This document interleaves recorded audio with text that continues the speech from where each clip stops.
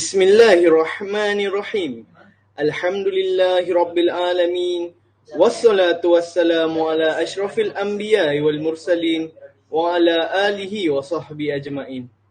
Assalamualaikum warahmatullahi wabarakatuh. Salam ukhuwah, salam sejahtera dan salam satu Malaysia. Bersama saya Muhammad Syafiq bin Osman sebagai moderator di dalam forum ini yang dinamakan sebagai Forum Emotional Intelligence pada hari ini. Hadirin sekalian, bersyukur kita kehadrat Ilahi kerana dengan izin serta limpah kurnianya dapat kita bersama-sama bersua dalam forum kita pada pagi nirmala yang bening lagi ceria ini. Hadirin sekalian, sebelum kita menelusuri sepenuhnya tajuk forum kita pada hari ini, saya kira lebih molek seandainya kita berkenalan dengan panel-panel kita terlebih dahulu. Jangan ragu dan jangan risau kerana para penonton sememangnya tidak asing lagi dengan panel-panel kita pada hari ini.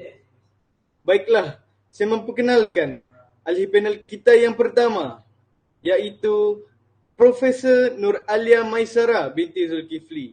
Selamat datang, saudari. Seterusnya, ahli panel kita yang kedua, ayu berbaju kurung, iaitu saudari Dr. Nurul Azlin binti Ridwan. Selamat datang, saudari. Sebelum saya menyimpang dengan lebih jauh, izinkan saya mengupas terlebih dahulu mengenai tajuk forum kita pada hari ini. Tajuk forum kita pada hari ini adalah berkaitan dengan teknik pengurusan emosi dan tekanan. Dasawasa ini sering meniti dari bibir ke bibir masalah emosi dan tekanan yang semakin menular dalam kalangan masyarakat, terutamanya golongan remaja. Tekanan merupakan keadaan tegang yang menyebabkan sistem tubuh badan dalam keadaan yang tidak stabil serta perasaan risau terhadap sesuatu perkara. Ia juga merupakan reaksi tubuh badan terhadap apa jua situasi yang dianggap berbahaya. Maafkan saya, tindak balas ini adalah untuk menentang atau melarikan diri setiap kali kita berasa bingung atau tergugat. Pengurusan emosi pula adalah satu ciri jiwa manusia yang mempamerkan perasaan-perasaan kuat yang berpunca daripada psikologi seseorang. Dan emosi ini dapat berlaku secara naluri bergantung kepada situasi. Perkara ini dapat dibuktikan berdasarkan kajian daripada Kesihatan dan Morbiditi Kebangsaan pada tahun 2019. Hampir setengah juta penduduk negara ini mengalami kemurungan yang merangkumi 23% rakyat negara ini berusia 16 tahun ke atas mengalami masalah kesihatan mental. Usai salam perkenalan dengan semua ahli panel dan sedikit mukadimah bagi topik kita pada hari ini daripada saya, lantas saya menjemput saudari Profesor Alia untuk menerangkan kepada kita mengenai faktor yang menyebabkan gangguan emosi dan tekanan yang boleh berlaku kepada seseorang individu tersebut. Dipersilakan, Profesor. Terima kasih saudara pengerusi yang cantik molek pekertinya membawa rasional persoalan. Terlebih dahulu, yang dihormati barisan tetamu kehormat, rakan-rakan panel yang lain dan seterusnya hadirin yang dirahmati Allah sekalian. Untuk pengetahuan hadirin sekalian, faktor gangguan emosi dan tekanan bagi setiap individu adalah berbeza-beza. Namun, kebanyakan individu pada masa kini mengalami masalah tekanan dan emosi berpunca daripada faktor yang sama. Antara faktor yang sering dikaitkan dengan masalah ini ialah faktor hormonal. Apabila seseorang menghadapi tekanan, badan akan bertindak balas secara semula jadi dengan cara mengeluarkan hormon yang dipanggil kortisol dan juga adrenalin. Hormon berperanan sangat besar dalam mengubah mood seseorang, terutamanya tidak asing bagi kita iaitu kaum wanita. Untuk pengetahuan semua, terdapat 4 jenis hormon di dalam otak yang mempengaruhi emosi kita, iaitu hormon dopamin, oksitosin, serotonin dan juga endorfin. Setiap ketidaksempurnaan yang membabitkan produksi hormon ini akan memberi kesan kepada emosi seseorang. Selain itu, kesan lanjut usia, gangguan kesihatan fizikal, kecederaan pada bahagian badan tertentu mampu menyumbang kepada masalah gangguan emosi seseorang juga. Seperti yang kita semua sedia maklum, wanita yang sedang hamil seringkali mengalami ketidakseimbangan hormon sehingga berpengaruh besar terhadap emosi mereka. Selain itu, menopause juga sering dikaitkan dengan masalah ini. Sebenarnya, luahan emosi pada ketika itu tidaklah begitu penting. Walau bagaimanapun, perubahan emosi yang sangat melampau memerlukan perhatian khusus. Sekiranya anda mengalami masalah ini, anda disarankan untuk mendapatkan nasihat daripada doktor. Akhir sekali, seseorang mampu mengawal stres. Penyumbang kepada seseorang stres ialah disebabkan kendiri yang terlalu ideal. Manusia mempunyai cita-cita dan juga impian yang tersendiri.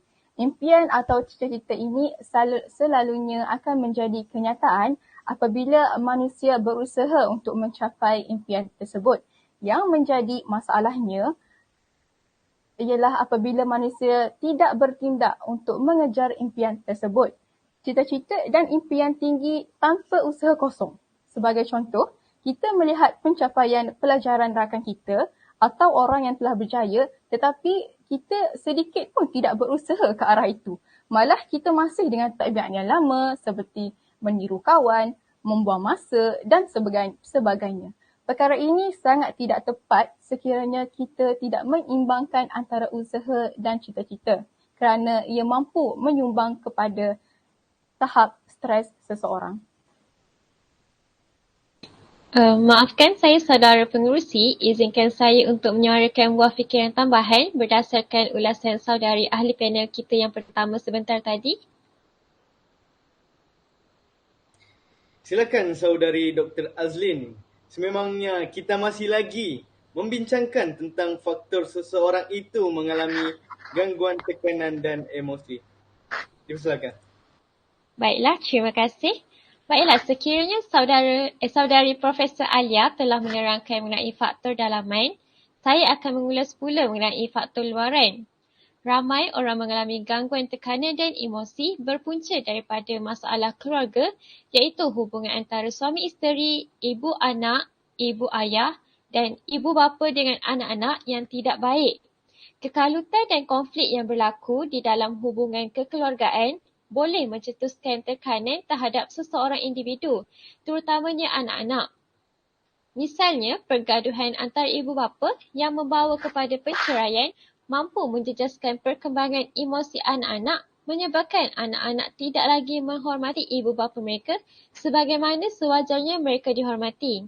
Cuba kita bayangkan, sekiranya perkembangan emosi anak-anak ini terbantut, terutamanya semasa zaman kanak-kanak mereka, hal ini akan memberikan impak yang negatif kepada pertumbuhan mereka kerana mereka ini terdedah kepada persekitaran yang tidak sihat. Justeru, perkara ini perlulah diberi perhatian oleh semua pihak, terutamanya ibu bapa. Oleh hal yang demikian, kita perlulah mencorakkan suatu hubungan yang penuh dengan rasa empati dan memahami antara satu sama lain. Hubungan ini perlulah dijalinkan dengan perasaan kasih sayang, hormat menghormati dan juga menghargai antara satu sama lain.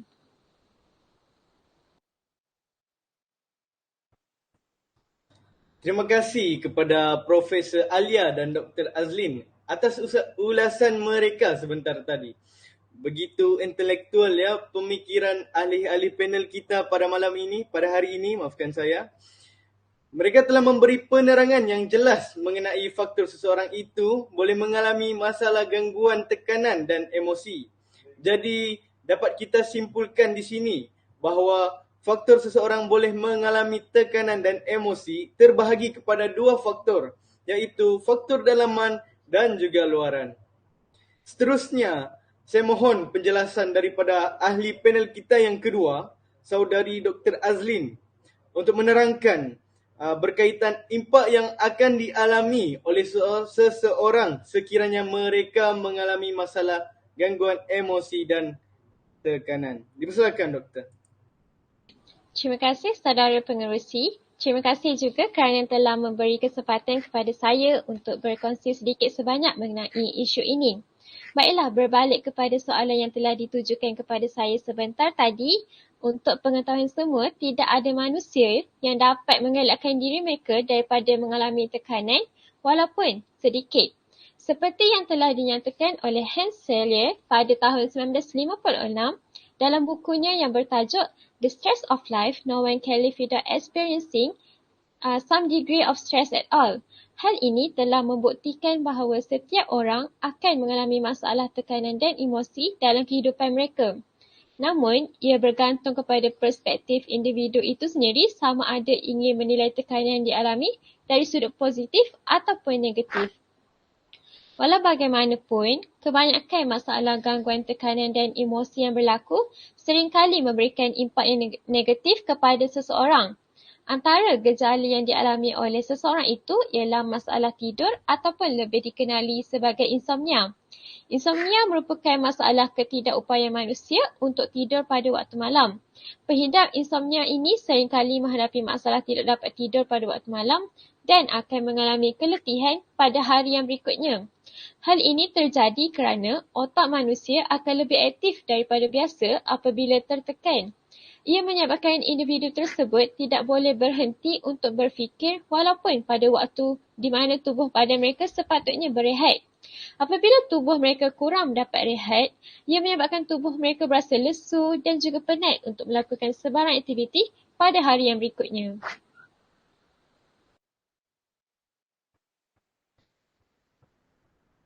Lontaran cawangan yang amat jelas daripada Dr. Azlin sebentar tadi.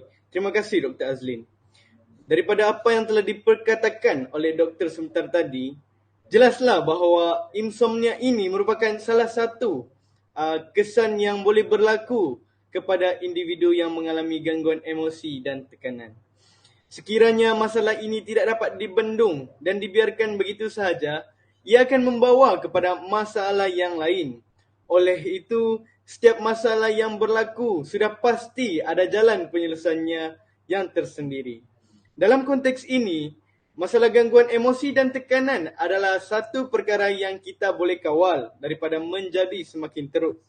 Jadi, marilah kita meneruskan skop pembincangan kita ini dengan teknik-teknik yang boleh digunakan oleh seseorang individu tersebut dalam mengawal gangguan emosi dan tekanan yang dihadapinya. Persoalannya, apakah teknik-teknik bagi mengawal emosi terlebih dahulu? Saya mohon Profesor Alia untuk memberikan sedikit sebanyak penerangan mengenai perkara tersebut. Mohon pencerahannya, Profesor. Okay. Sekali lagi, terima kasih kepada pengerusi majlis atas soalan itu. Berkaitan dengan soalan yang telah dilontarkan, antara teknik untuk menguruskan emosi ialah dengan cara mengamalkan teknik pernafasan asas. Teknik pernafasan ini penting lebih-lebih lagi semasa kita mengalami emosi yang negatif seperti marah. Sebagai contoh, seseorang itu perlulah bernafas secara betul dan baik, iaitu dengan cara menarik nafas sedalam-dalamnya selama 4 detik yang mana kedua-dua tangan perlu diletakkan di atas perut dan hembus nafas secara perlahan-lahan. Teknik pernafasan yang betul ini sebenarnya membolehkan seseorang itu meredakan kemarahan dan gangguan emosi, memberi ketenangan kepada individu, dapat meningkatkan kualiti darah dan mampu untuk meningkatkan tahap kesihatan diri secara menyeluruh. Kesannya, seseorang individu itu mampu mengawal emosi mereka dengan cara yang baik.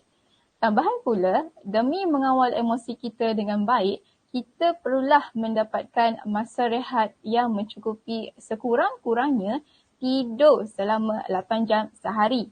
Tidur yang tidak mencukupi menjadikan kita letih untuk menjalankan aktiviti harian serta berasa cepat dan mudah untuk marah walaupun berhadapan dengan perkara-perkara yang kecil.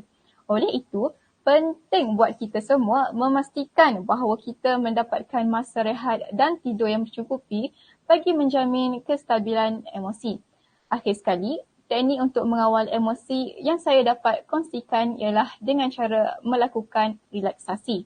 Hal ini sedemikian kerana Seseorang yang mengalami gangguan emosi, misalnya marah, mereka hendaklah menenangkan diri mereka. Sebagai contoh, bagi mengurangkan tekanan yang dihadapi, seseorang boleh mendengar lagu-lagu yang dapat memberi ketenangan ataupun dengan cara mengunjungi tempat-tempat yang disukai agar mereka dapat menenangkan fikiran dan tidak mengalami ketegangan emosi.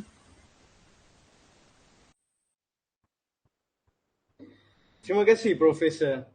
Penerangan yang sangat jelas daripada Profesor Alia sebentar tadi. Natijahnya, teknik-teknik pengawalan emosi yang telah dibicarakan adalah sangat wajar dilakukan oleh setiap orang bagi mengawal emosi mereka.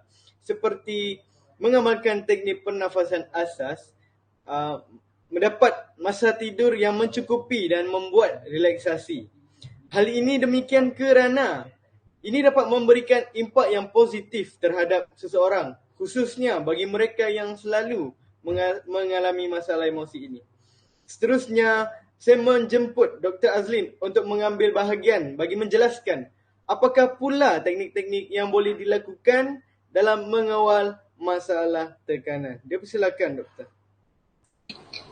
Baiklah, terima kasih saudara pengerusi. Antara teknik-teknik yang boleh digunakan bagi mengawal tekanan yang dihadapi oleh seseorang ialah teknik penggunaan rawatan aromaterapi. Rawatan ini menggunakan minyak pati sebagai aromaterapi yang boleh membantu dalam mengurangkan tekanan dan juga rasa kebimbangan atau kegelisahan yang dihadapi oleh seseorang. Aromaterapi ini digunakan dengan cara menyedot aroma yang dihasilkan oleh minyak pati tumbuhan aromatik. Ianya boleh merangsang reseptor bau di hidung untuk menghantar maklumat kepada sistem saraf bagi memperbaiki keadaan emosi dan juga psikologi pengguna. Selain itu, beriadah juga merupakan salah satu teknik yang dapat mengawal tekanan seseorang. Riadah yang dilakukan merupakan aktiviti-aktiviti yang mampu mengeluarkan peluh, memanaskan badan dan juga meregangkan tubuh badan. Sebagai contoh, aktiviti riadah yang boleh dilakukan adalah berjoging, mendaki, berenang, berbasikal dan lain-lain lagi. Oleh itu, selain daripada dapat menguruskan tekanan kita dengan baik, pada masa yang sama, aktiviti riadah ini juga dapat menjadikan tubuh badan kita menjadi lebih sihat. Sekaligus kita dapat menikmati ketenangan seperti melihat kehijauan dan juga pemandangan yang indah di sekeliling semasa beriadah. Seterusnya, teknik ini merupakan teknik khusus bagi orang yang beragama Islam iaitu berzikir. Berzikir ini sememangnya merupakan amalan yang mampu menenangkan jiwa dan juga menghilangkan tekanan. Dalam hal ini, Allah Subhanahu Wa Taala telah memberi jaminan bahawa mereka yang sentiasa mengingatinya akan beroleh ketenangan hati. Buktinya, Allah Subhanahu Wa Taala telah berfirman dalam surah Ar-Ra'd ayat 13 yang bermaksud, iaitu orang-orang yang beriman dan tenang tenteram hati mereka dengan zikrullah. Ketahuilah, dengan zikrullah itu, tenang tenteramlah hati manusia. Oleh itu, seseorang yang beragama Islam digalakkan untuk berzikir agar mereka dapat ketenangan di dunia maupun di akhirat serta dapat menenangkan diri tidak kira dari segi luaran maupun dalaman. Sekaligus mereka ini dapat memperolehi ganjaran pahala daripada Allah Subhanahu Wa Taala.